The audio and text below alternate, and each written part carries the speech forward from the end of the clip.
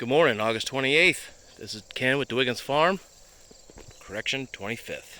Haha. So here we are. Look at these persimmons. What's a persimmon? It's fruit of the gods. At least that's what the Asians say. They call them kiki.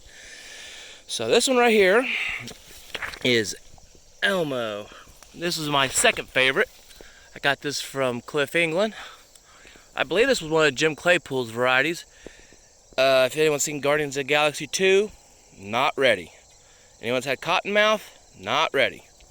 These little green things right here, for anyone that's tried, it's about the size of a, well, you can see what size this is. This will turn orange. It'll taste like an orange without the citrus, a little bit of cinnamon, and a slight taste of honey. But if you eat them when they're not ripe, oh lordy, they will turn your mouth inside out. So, these are getting ready. That's Elmo variety. And then this variety over here, I don't even know what the variety is. Let's see, I got a tag on it somewhere. I do not. But it's marked inside. Or it is tagged, I just don't know where it's at. But look at these things, they're just ready. So, I've got a bunch of different varieties here. Let's see here, I've got 3 rows of 15. So that right there is 45. I planted 8 years ago. I've been grafting them, that's why some of them are stunted. But these ones down here took the best grafts. Got another row right there I'm going to graft. It's starting to come up. There's another row over there I got to graft. Plus a row of seeds that are from good genetics. And so, I'm just, it's a game. Just to see what produces what. So this one right here is Jim Claypool D128, aka Dollywood. Dollywood's a pretty decent variety. Look at the size of it. I think this is an average size persimmon, American-wise. The Asians get a lot bigger. They got ones that are hard like apples, ones that are gooey like jelly. But the Americans, well, we just got into the game. So, thanks to people who have passed away, such as Jim Claypool and Jerry Lehman's work, this work continues on. And I just like to collect genetics and breed. So, let's see here. I'd have to look at my notes. I think this one's definitely I think it's called WS- or WS8-. Oh, I'd have to look at. Anyway, this is probably my third favorite in this yard. Here. So they don't get as big as, say, Proc, and I'll show you Proc here in a second. Look at these. So hopefully, I'm giving you guys, whoever wants to watch this, the information they want to know. Okay, so look. I've been here 8 years, going on 9. I planted these before we even closed on the farm.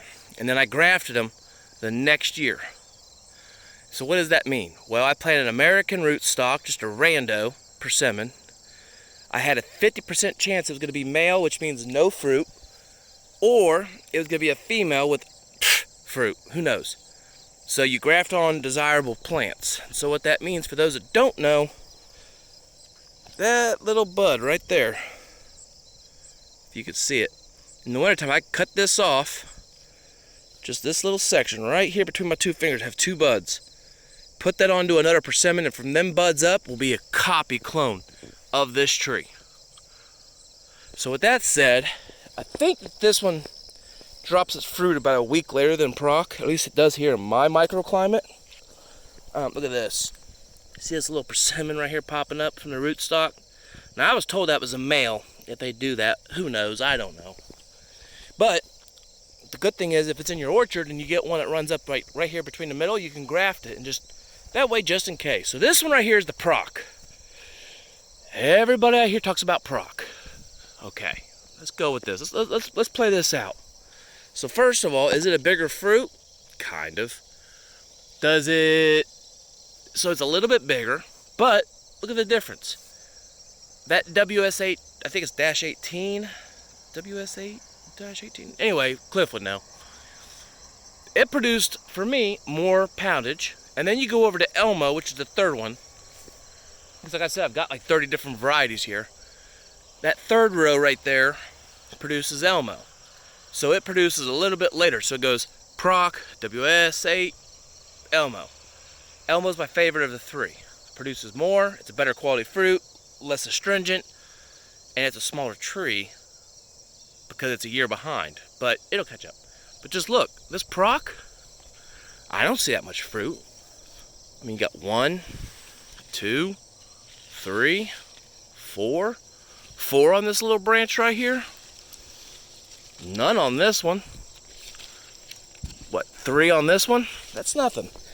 So then we go over to this W8. Now look at this.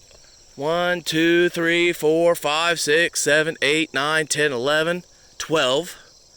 Just on this little section right here. So it's a little bit more productive. Plus I heard some, if I remember right, there's something about the speckles or something people don't like. So let's see here, what else we got? What else we got? We're just taking a little walk and talk, you know? So this, I believe, is my favorite. And I'd have to try it again just to verify. H-120. I don't really know the history of it.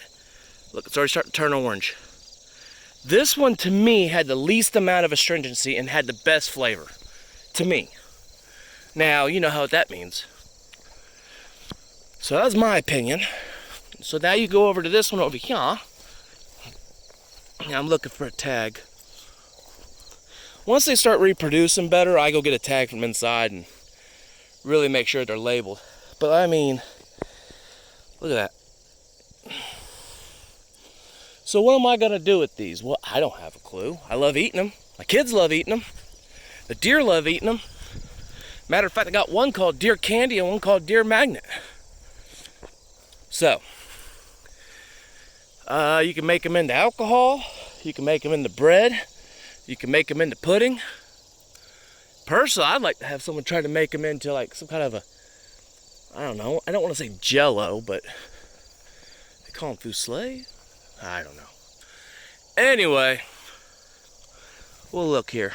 So this one's called Deer Magnet 100-29N. And I believe, yeah, so, all right. Now, what's the difference between this variety and the other varieties? Well, this one's been bred not for humans or cultivated or selected, but for deer. Now, if I remember right, I didn't really care for the fruit, but it produces a smaller fruit, and supposedly it drops the fruit during deer season. So I will find out, because this year's the first year it's really produced for me. So, you know, I don't know. I'm pulling a number out of my head here. I'm thinking that maybe they produce 20% more a year, maybe 10%. I don't know, but it feels right. And so over the next 10 years, this tree's gonna get huge. And yeah. So if you have any questions, hopefully I can help you out. If not, if you want to buy some of these grafted trees, I think Cliff England down at England's Nursery at Kentucky has a bunch. And if anybody else is selling these, you know, put it down, let people know. Because these are really truly amazing trees. They don't have to be sprayed like apples. I mean, look at this. Every persimmon I've ever had, it's always had these little black spots, but it's never seemed to bother them. They self-prune, no diseases, no viruses. Yeah. All right, till next time.